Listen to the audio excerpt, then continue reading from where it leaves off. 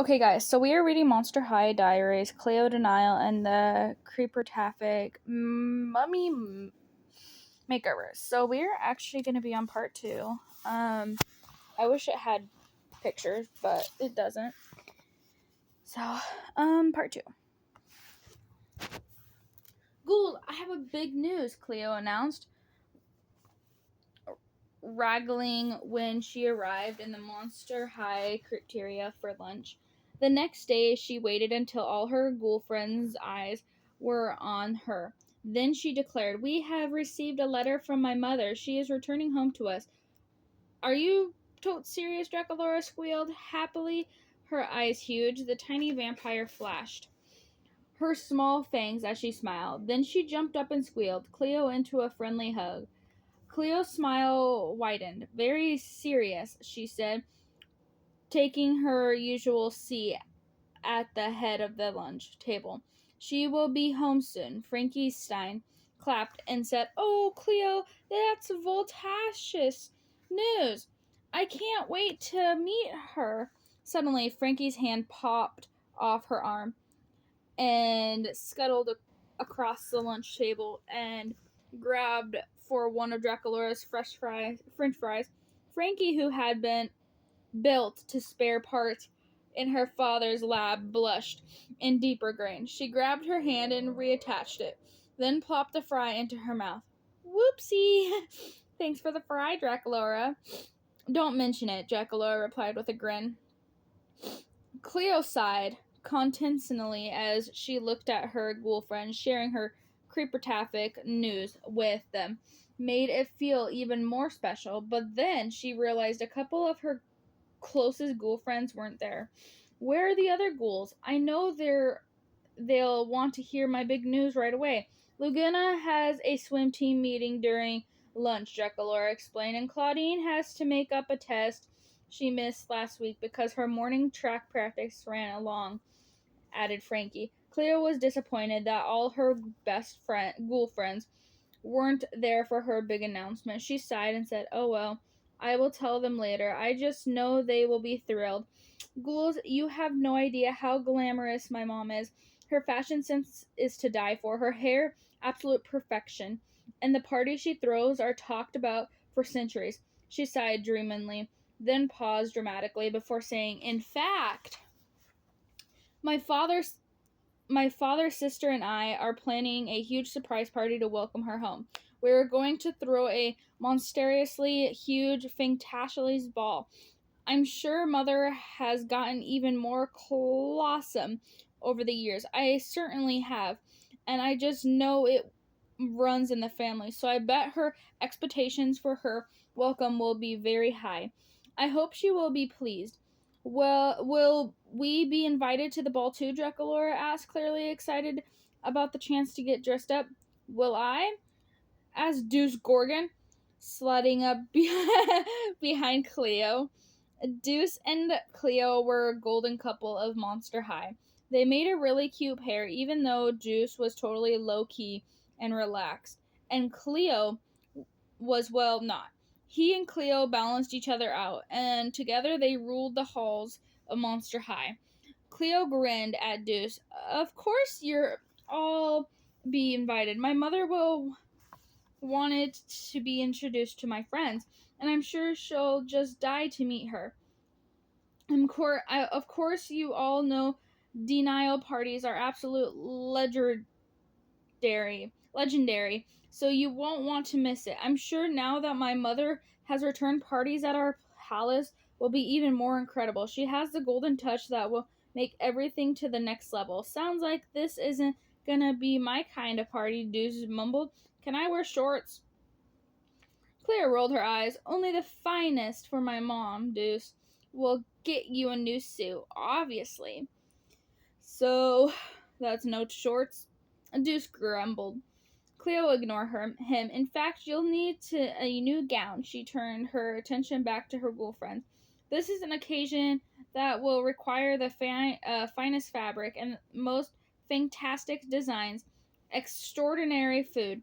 Plans for her mother's welcome home ball swirled around in Cleo's head.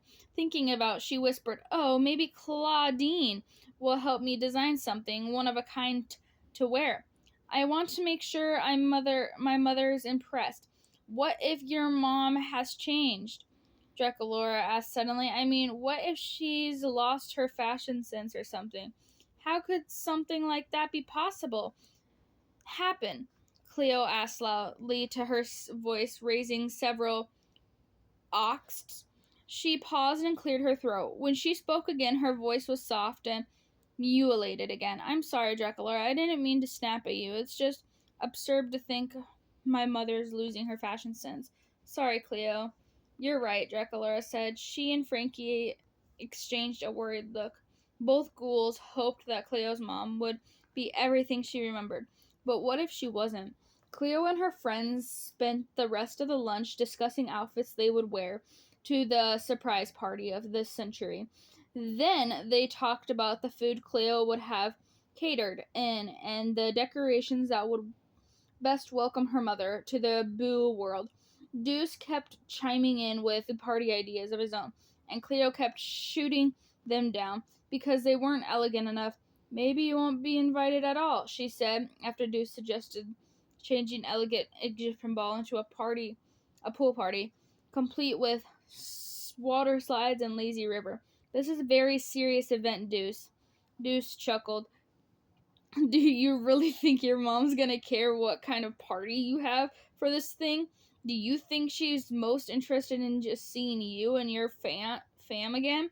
Chill, getting caught up hanging out with This thing," Cleo huffed, certainly missing the point of his question. "It's a ball, not a thing, and a chillin', Deuce. My family doesn't chill. This lunch is over." She stood up, spun around, prepared to storm out in the creepeteria, away from Deuce, to make a point. But before she could get even halfway across the room, she heard Frankie shriek. Sensing something was wrong, Cleo spun around. Frankie was crouched behind the ghouls, usually usual lunch table, her eyes the only thing Cleo could see peeking up over the edge of the table. Draculaura had already dashed away and met up with Claude.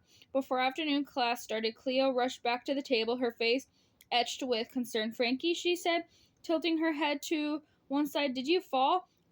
Frankie muttered. "Not exactly." "Let me help you get up from the floor," Cleo said, reaching out and led her hand to her friend. She was glad Cleo didn't fall, but horrified. But the thought of Frankie's adorable outfit was rubbing against the Shriza stain on the creepeteria floor. Frankie smiled meekly. She began. "You what?" Cleo said urgently to her ghoul friend to speak up in her many years of life. Cleo had learned that most often got what you needed when you asked for and demanded it. Frankie bit her lip and said, I kind of ripped my skirt." "Let me see," Cleo ordered. Frankie held up a corner of her skirt, and an adorable pleated black and white plaid grinned sheepishly. "It's bad." Cleo put her hands on her hips, and she surveyed the situation. "Is it bad?" Frankie's skirt had torn all the way to one side of her leg. "I'll figure it out," Frankie said in a rush, tears filling her eyes. "No big deal. Once everyone leaves the creepeteria, I'll just sneak over to the head mistress Bloodgood's office. Maybe they have a spare skirt or pants I can borrow until the end of the school day." "Oh, Myra, no," Cleo said, horrified. "You're not borrowing pants from the school office? Seriously, Frankie? Why not?" Cleo began to laugh. "Total fashion disaster." She held out her hand again, urging Frankie to take it. "Come on," she said. "I'll sneak out of here now, and we could try to do something to patch up until the end of the day. I'm a pro at rapping. So we went to be able to figure something out to make this work for at least a few hours." "Seriously, Cleo?" Frankie said as the warning bell rang. "You'll be late for class, and with everything you need to do prepare for your mother's oncoming getting ready for the ball. You can't risk getting in trouble with the headmistress for being late to class. Don't worry about it, Cleo said, waving her off. I never do anything I don't want to do. Now, come on, let's handle this fashion disaster in the true Denial style. Written record of Cleo Denial. Preparations for my mother's surprise welcome home ball are well underway. Father and Nevera and I have been working overtime telling our servants what to do to ensure that everything will be absolutely perfect. I can't believe she's already been here tomorrow. She's going to be here tomorrow. I wish we could have the ball on her first night. Oh, what a way to be welcome to the Boo world. But Father suggested we wait until the weekend so more people can attend. He also said we should give her some time to adjust to her new surroundings. That makes sense, but I hate waiting. It has been monstriously difficult working with my sister on plans for the event. She and I have very different tastes, and I'm sure my choices are the right ones. Yet I have to fight with Nevera over every single little detail. We're being disagreeing about everything. The band, the food, the colors of the custom sewing drapes in the ballroom, the shades of ice cubes that will be sewed served with drinks, you name it. We've discussed and disagreed about it. Deuce keeps telling me none of this is very important in the grand scheme of things. That it is not. Oh my gosh. It's not going to matter to my mom. The time she'll finally get to spend with us. But he's wrong. The party is will total matter. Oh my gosh, that's so funny. I'm not saying that material things and events are the only thing that are important, but parties are essential and elaborated welcome home celebration is a perfect way to show Mother just how much we've missed her while she has been gone. I'm sure Mother's standards for the royal ball will be even higher than either mine or Nevera's, so it's been pretty stressful preparing everything. This has to be the most special, most golden party in history of parties.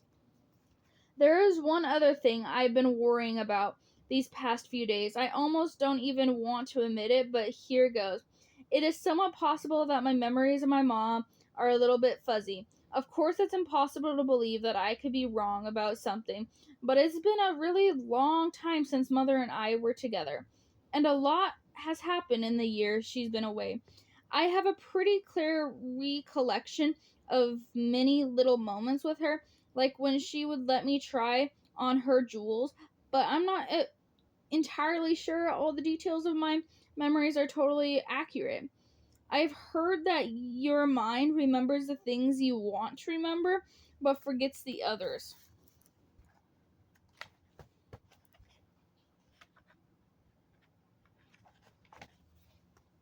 Stuff.